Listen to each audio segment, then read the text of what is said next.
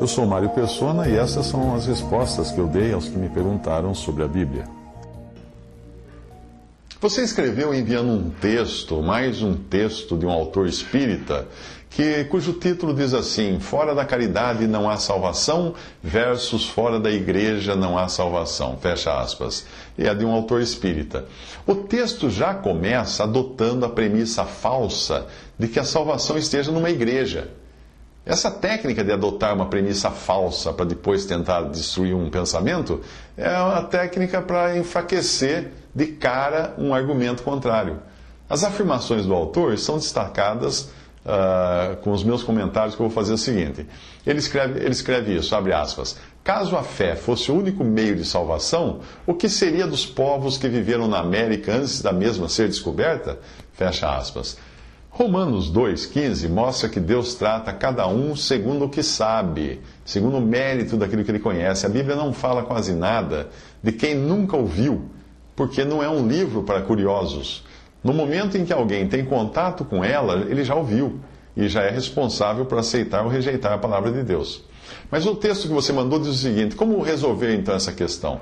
Eu respondo: para a fé que sabe que Deus é justo, a questão já está resolvida. O sacrifício de Cristo cobre também crianças, pessoas mentalmente deficientes e qualquer um que não esteja no uso de suas faculdades mentais para decidir. Da igreja, que é o corpo de Cristo, fazem parte apenas os que creram conscientemente, mas haverá muitos salvos dos que morreram antes e depois da cruz, que não fazem parte da igreja, mas foram salvos. No final, haverá novos céus e nova terra, esferas habitadas por diferentes categorias de salvos e pessoas, e a Bíblia fala de muitas famílias no céu. Porém, para todos eles, foi o Cordeiro de Deus que tirou o pecado do mundo e possibilitou essa salvação. Aí esse texto diz o seguinte, abre aspas: um ponto interessante na salvação pela fé é o que se coloca em Tiago 2,19, fecha aspas.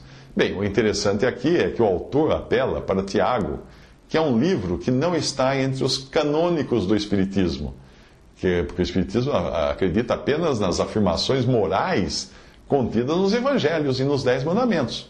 Eles não acreditam em qualquer outro livro da Bíblia. Agora vai usar um livro de Tiago, a carta de Tiago, para justificar o Espiritismo? Eu já falei sobre Tiago, que ele aborda a justificação de homem para homem, enquanto Romanos fala a justificação de homem para Deus. Eu escrevi bastante sobre essa questão, fé versus obras, em outras respostas às perguntas que eram, por exemplo, Deus não mais quer boas obras? Uma outra pergunta que transformei em texto, em vídeo, é pecado considerar-se salvo? Uma outra, qual fé é suficiente para salvar? Uma outra, a salvação é pela graça somente? Outra ainda, o que preciso para ser salvo? Você encontra todas essas e mais outras nesses volumes de texto e vídeos e áudios de O que Respondi. Aí o texto que você enviou diz o seguinte, abre aspas: diga-se de passagem, Tiago 2, 14 a 26 é uma verdadeira aula sobre o tema, sendo o seu ponto de vista corroborado por 1 Coríntios 13, 2, fecha aspas. Como não se podem excluir as passagens que falam da salvação pela fé, é preciso entender o todo e não se arvorar juiz da palavra de Deus, selecionando apenas alguns trechos que sustentem algumas ideias particulares. Abre aspas, outra passagem que você mandou: o melhor a fazermos é nos ater ao que disse Jesus Cristo, em Mateus 16, 27, porque o Filho do Homem há de vir na glória do seu Pai com seus anjos, e então retribuirá a cada um segundo as suas obras. E outra passagem que diz: e deu o mar os mortos que nele havia, e a morte e o inferno deram os mortos que neles havia, e foram julgados cada um segundo as suas obras. Apocalipse 20, 13. E quem ouve a minha palavra, mas aí tem uma passagem de João 5, 24. Quem ouve a minha palavra e crê naquele que me enviou, tem a vida eterna e não entra em juízo, mas passou da morte para a vida. João 5, 24. Para mim, fica bem claro que alguns serão julgados, como falam as outras passagens, mas outros não.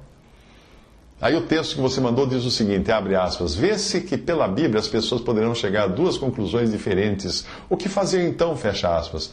O que fazer? A resposta é simples. Leia a Bíblia inteira e peça a Deus orientação para compreender o todo. Não apenas os princípios morais de Jesus, Se você pegar um voo para Nova York e o sujeito sentado ao seu lado disser que vai para Miami, isso não significa que você está no voo errado. Significa que o avião que você pegou poderá fazer escala em Miami ou que o sujeito fará uma conexão em Nova York indo depois para Miami.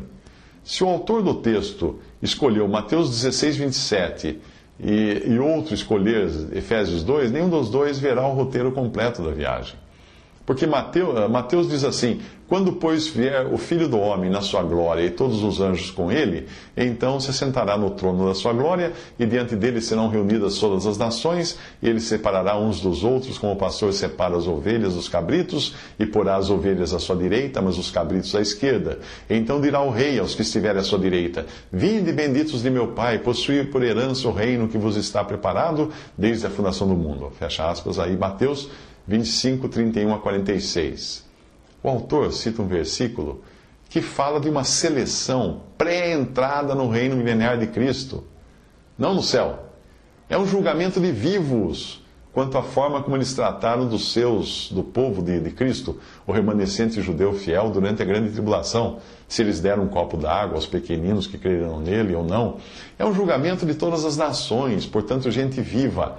Portugueses, espanhóis, iraquianos, chineses, americanos, etc. No céu não haverá nações. Como que é que Cristo iria julgar nações no céu?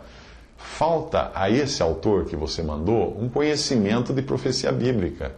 O texto que você enviou diz ainda, abre aspas, na parábola do bom samaritano de Lucas 10, 25 a 37, contada por Jesus, quem seria salvo segundo ele? O sacerdote, homem de fé, ou o samaritano, homem de obras? Mesmo que de um povo anatematizado pelos judeus ortodoxos? Quem seria salvo? Fecha aspas. Nossa, que salada que esse autor desse texto fez da passagem. O samaritano não vai ser salvo, ele não é salvo naquela parábola. Ele é salvador. Leia a parábola. Na parábola, o salvo é o que foi assaltado, que ia de Jerusalém, a cidade escolhida por Deus, para Jericó, a cidade amaldiçoada por Deus. Assim como acontece com cada pecador que está vagando perdido rumo à sua destruição. Nem a religião, que era representada pelo sacerdote, nem a lei representada pelo levita podiam salvar.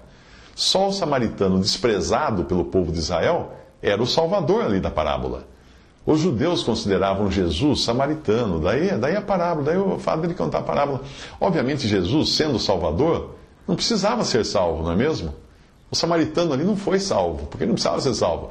Responderam, pois, os judeus e disseram-lhe, não dizemos nós bem que és samaritano? E que tens demônio? Isso os judeus diziam para Jesus em João 8,48. Por isso que ele contou uma passagem do samaritano que salva o homem à beira do caminho. Mas vamos ao contexto. Depois de receber a confirmação de que deveria amar seu próximo, o doutor da lei, que inquiria Jesus, perguntou o seguinte, quem é o meu próximo?